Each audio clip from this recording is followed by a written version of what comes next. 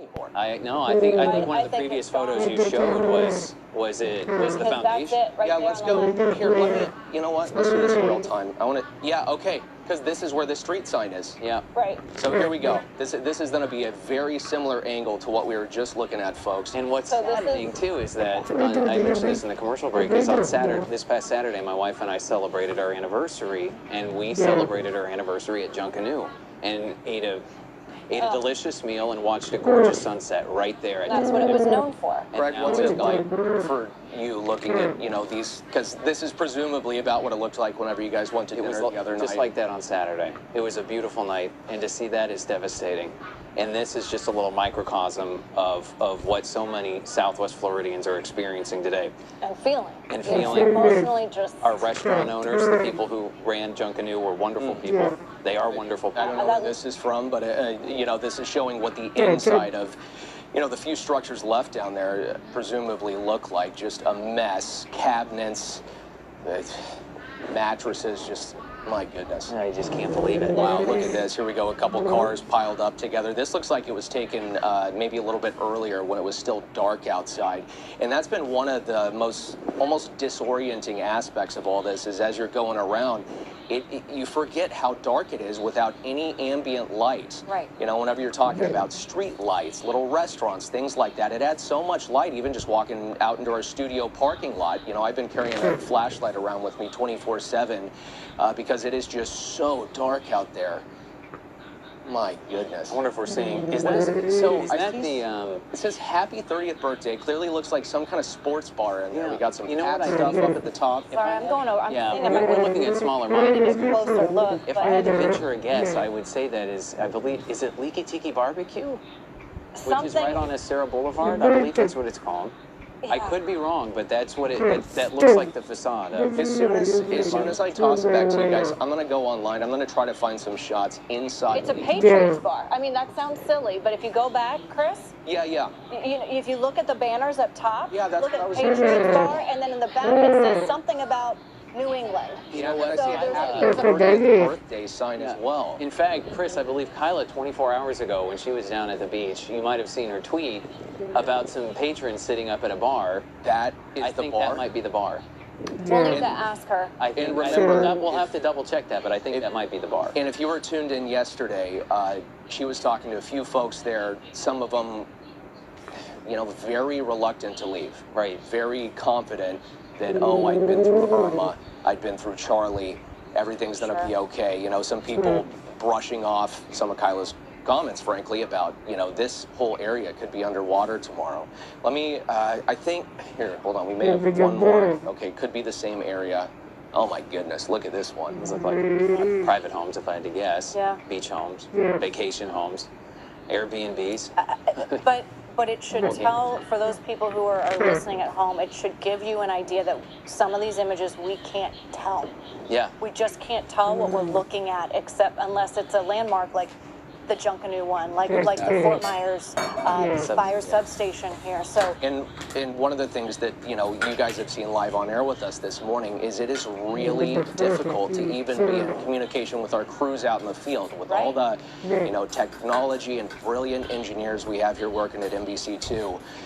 It is just really difficult. I had cell phone service, ironically, last night. I have none today. Similar story for a lot of our crews in the field, trying to use the microwave emitter, satellite dish, whatever we can do to try to get some images and visuals back to you all. But it is really tough right now. So things like this, please continue sending it in. You really are our eyes and ears on the ground right now. And, and to go to your point with that, Chris, we appear to be getting email just fine, right? Yes, that's so like true. while we're not, I'm not in touch with my family. Greg's not in touch with his family, exactly. But we can email.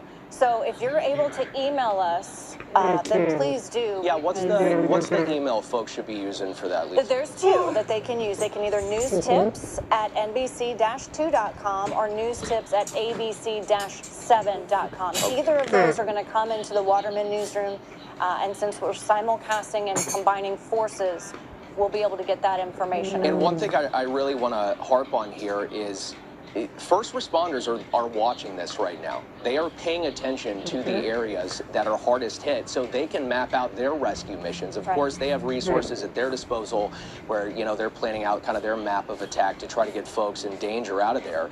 But, you know, they're paying attention to this as well. So if there's particular areas that are hit hard that need a little attention, send it in to us.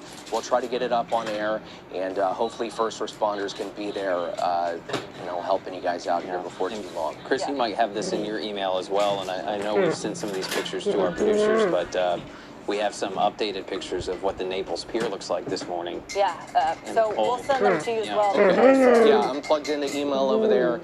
Anything from anyone, please send it my way. We'll do a lot more of this throughout the newscast. All right, thanks so much, Chris. We're certainly going to be checking back in with you in a little bit. In the meantime, we are going to send it to a break, and we'll be right back.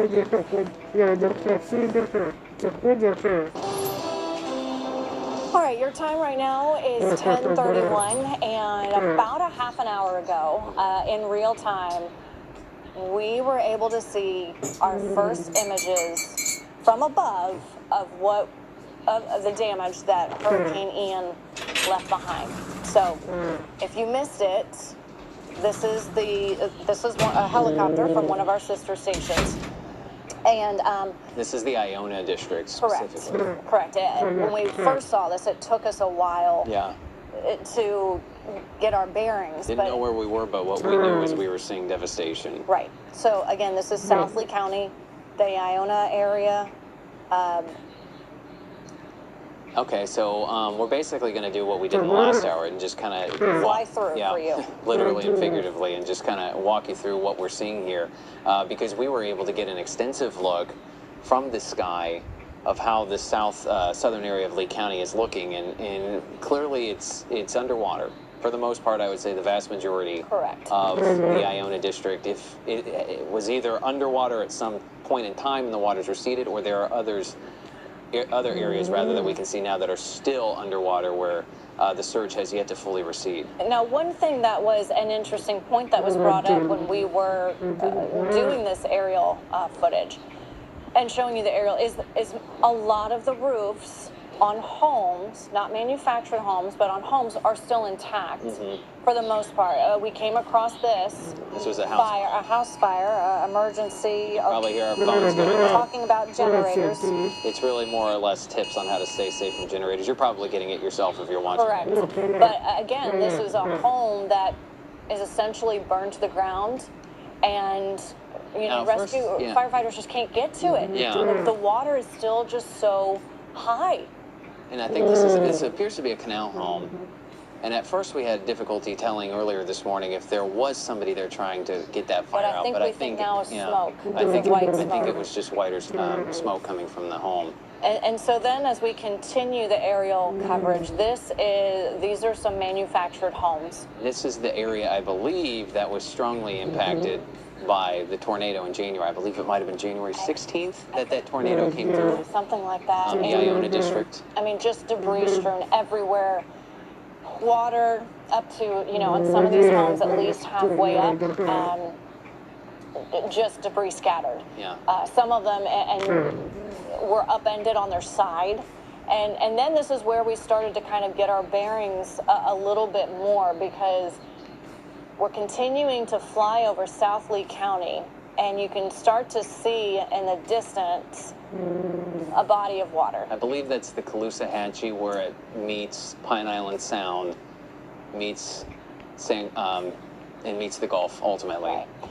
So again, we're still continuing to fly over South Lee County. As you can imagine, screens gone in pool cages. Again, relatively minimal damage to roofs, which was a little bit of a silver lining.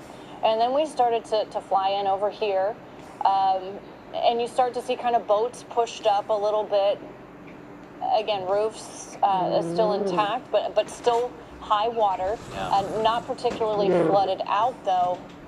And then it starts kind of panning around a little bit. If you're just looking. I think we're seeing some condominiums off of, I believe it's John Morris Drive, which is this area right here.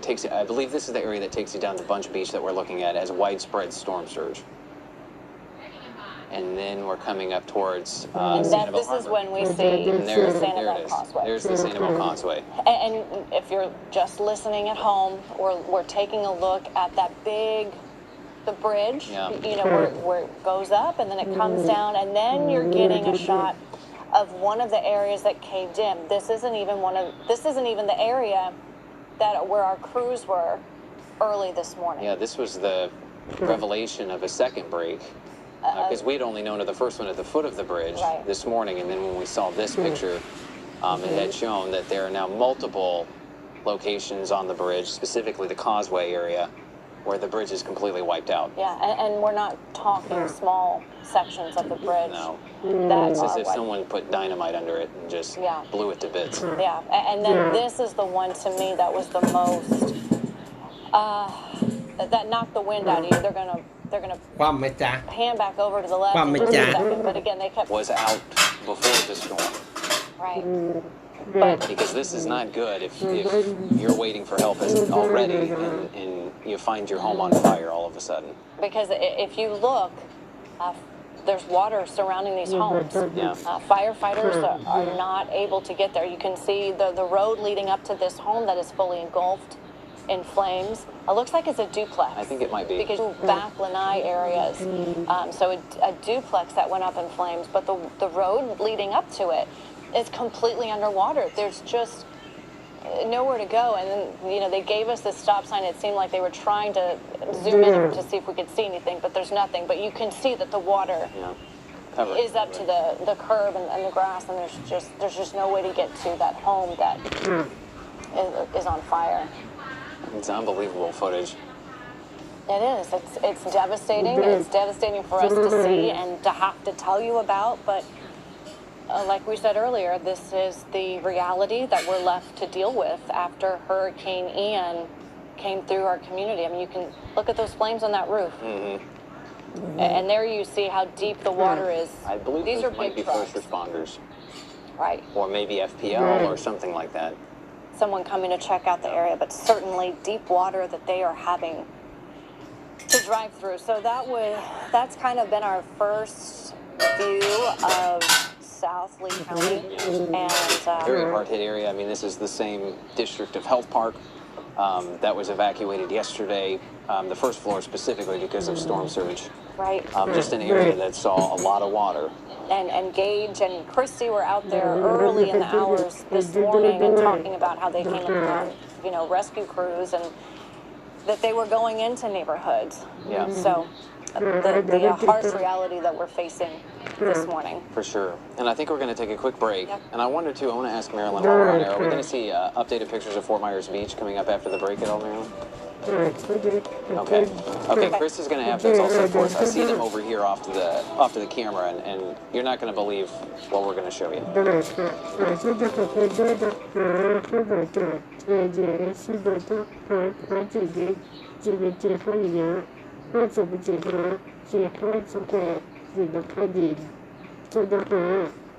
I saw on our shoulders some of new images of Fort Myers Beach. And Yeah.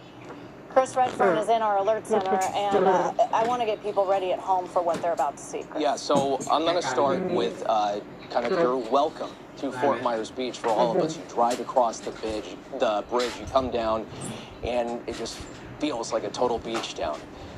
All right, let's show you what it looks like now. Look at that. That's just... It looks like a bomb went off. That way, I mean, that is a really popular beach shop right there. Yeah. And I've been you in could, it multiple times with my daughter. One of our favorite places to go, just chill, hang, you know, find some fun stuff. do you happen to know the name of that shop? It's okay if you don't. I can look it up real quick. But I don't. So for those of you, if you can picture coming over Fort Myers Beach, you look down to your right in that first kind of little parking lot where you have the option to either go to the pier to the right or down the rest of the beach to the left. There's that very iconic kind of turquoise blue building with the little red kind of osprey on the is the logo there next to, I think there's an ice cream shop across the street. It's Cold Stone Creamery. Yeah, that's right. Yeah, Cold Stone across the street. And this surf shop, this little beach shop, you can see straight through the thing. I'm gonna pop back and forth real quick here so we can see what we're looking at. But yeah, the glass windows that surround the entire shop are now gone. You can literally see through the shop from coming down on the bridge into the parking lot. It is just stunning. I do have one more I also want to show you guys. I can't even identify that. I can't identify it either. This is, again, I'm told, from Fort Myers Beach. For those of you listening, not watching, we're looking at a different area of Fort Myers Beach, and there is debris everywhere, massive pieces of cement and cinder blocks, and this tree over to the left. I mean, a tree that's dwarfing a house over to the left that's collapsed, uprooted. I mean, this is just shocking. We knew it was going to be bad on Fort Myers Beach. I remember talking to Megan Miller, who will be on together here in about 10 minutes, but talking to her ahead of this, because they're, you know, she and her boyfriend love going down to Fort Myers Beach, one of their favorite spots to go down and enjoy. And I told her, I said, I am really worried that during the peak of this, you're going to go up over that bridge and it's just going to go straight down into the water and you're just going to see the roofs of buildings. Yeah. My daughter and I love going down to Fort Myers Beach, and one of our favorite places to go is the Diamond Head Beach Resort. Yeah. And I've been trying to reach out to the GM there, and at one point yesterday, before we lost cell phone service, before we lost email service, Neil said, "You're not going to believe what it looks like down here." The name And of that was shop, when the waters were rising, not this. Yeah. Not this. It just... Well, you know, whenever we were, that moment yesterday when Kelly was live FaceTiming with that family trapped in their home up on the second floor, and you could clear as day see the water coming in around them. Yeah, I'm just hearing from my producer. I do have some more pics that we can flip through as well. So, Lisa, these are the ones from Matt Lachey you were talking about. Right. And I actually did figure out a way I can kind of zoom in a little bit, which should help for y'all watching at home. But, I mean... That was very alarming, though. Yeah, it was, that video, and it really put it into perspective. Because they were on the second floor on the bay side also. And nowhere to go. And we saw, you know, Jennifer Vagelis was out in Matt Lachey and showing some videos out there, and I know that the people on Matt Lachey are saying, hey, you know, don't forget about us. We can't get off our island either. Yes. And, you know, Matt Lachey is this quaint little fishing village that, you know, is right close to my home that I would go, and, you know, Burt's is down there, and Hook Island Grill is down there, and so, there's so many places, and I just see this, and there's no way to get in and out. And can you what is this? Can you tell what we're looking at? So this That is Pine Island Road. It's the only way to get on and off. and the only way on and off. We've been getting a lot of emails from folks asking about Pine Island Road, Matt Lachey. Do you have any updates on there? Can you get the helicopter to fly over there? Just so everyone is kind of in the loop, that helicopter, we are actually working with a team out of Miami. Right. That they are flying that helicopter all the way over to Southwest Florida because there are no really safe landing pads for them to refuel in our area. That's a long trip. These helicopters can't stay up in the air very long, so they only get about 15 minutes to survey, assess, and then they have to head back to refuel. And so we don't have control over where they're looking at and what they're assessing, but anyways, We just did get confirmed there's a quarter of a mile stretch of Pine Island, Pine Island Road, that is just, it's gone. And we've shown you some of it. And this is another scary situation like what we're looking at in Sanibel, where presumably they need heavy equipment over in these areas to remove debris. I mean, we see during tornado cleanups, they're bringing in bulldozers and backhoes. And the Lee County Sheriff's Office, by the way, their deputies, they are turning people away. It's not safe. So if you're on Pine Island, you know, you're going to need to help your neighbor, because as of right now, people can't get to you. Right. That's the reality. Yeah, it's going to be a really difficult situation to try to rescue and recover some of these folks out there. Chris, did you hear? I did. Nervous Nelly. Yeah, I think we have some right new there on the bay. New video. Can we go ahead and pull that up, Marilyn? I'm eager to see look this. at that together. This is one of my favorite places to go to. Is that something I need to do on my end, Marilyn, or is that something we can do from back there in the booth? Okay. All right, let's look go at ahead and it. show it. Okay, and again, we're watching this with you for the first Yeah, time. I've not I think I'm on the same channel as some of the meteorologists, and so it can be tough Okay. for us all communicating here in the studio. So I believe this is video. These look like. This is a Okay, yeah, just pictures is This what is we're the hearing. photo looking out at San Carlos Bay that I believe is, and if I'm looking in the right direction, I believe that's also not only Nervous Nellies, but what also appears to be destroyed is Snug Harbor, which is another popular little restaurant. And just right there to the left is a condominium building. Again, Just wiped away. the fact that we can't tell, for those of you who are listening in, is very telling. Yeah. Because we're just looking at debris fields, or we're looking at water, or where a restaurant or a famous landmark that we've all been to used to stand. It's eerie. It's devastating. It's sad too, because this is our home. Yeah. This is our home. We don't come here a couple times a year, or even 6 months out of the year. This is our home, and we have a lot of memories. Yeah. With our family and our loved ones and our friends in these places. Let's just see what's happening. Yeah, I moved to Southwest Florida 10 years ago, and I made the mistake of leaving. But I made sure that I came Yeah, back. so I went here we ahead go. and pulled this up for you guys. Sorry to interrupt, Lisa. No, I pulled this up. This is No. Nervous Nellies. I've been trying to do this with Google Street View because I think it's really eye-opening for a lot of folks. This is that before shot of Nervous Nellies, and of course we just saw the after shot of Irma. And that's, that's the way a lot of people living here are going to define their lives, is Ian, sorry. It's been a long couple of Well, we did do that with Irma too, Yeah. It's like, before Irma, and now it's pre-Ian, now we have post-Ian. Ian. It's And just on a different, totally different level than even Irma. Yeah. Okay, well, we got about 30 seconds left in this hour before we have Chris and Megan coming out here. Yeah, and for us, this is a lot for us to take in as well, and oftentimes whether it was Greg and I seeing that aerial footage or looking at the Junkanoo together or that Nervous Nellies together, we're seeing it for the first time with you.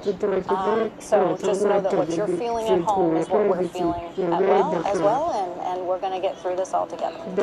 Coverage continues.